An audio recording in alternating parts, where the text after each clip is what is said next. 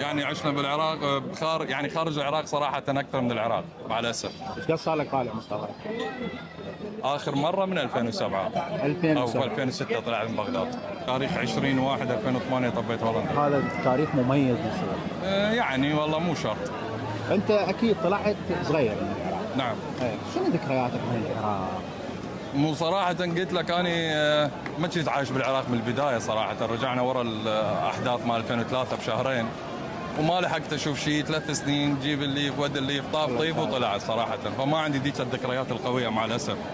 طبعا انت صار لك كثير هنا يا هولندا، اريد استفاد من عندك بمعلومه. اعطيني فد معلومه. أمرني إذا أعرف. ما يمر عليك ذلك. اعطيني فد معلومه ما حد يعرفها او غريبه عن هولندا. والله صراحة ما ظلك شيء غريب. كله انكشف بالسوشيال ميديا. والله ماكو شيء غريب صراحة. والناس ما شاء الله كل ما تجي تتخشخش أكثر وتعرف ممكن معلومات أكثر من عندنا. أكيد. يعني إحنا صراحة الناس اللي جاية من قبل ممكن كعادة اختلاط بالكامبات والشيء. واحد يشتغل بالحياة والأموره ويعني بعد ما يصير عنده مجال. صحيح.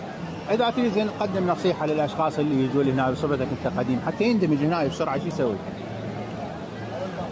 سؤال صعب هذا وممكن الكلام يزعل الآخرين صراحة بالإجابة عليه. يعني ما صورك حرية التعبير ورأيك. والله أنا أشوف كل واحد عليه بنفسه صراحة. كل واحد يهتم بأموره الشخصية وهو يشوف نفسه بنفسه. يعني لا يعتمد على الغير ولا ينتظر أحد شيء من الغير. أنا هذا رأيي. مصطفى أنا أشكرك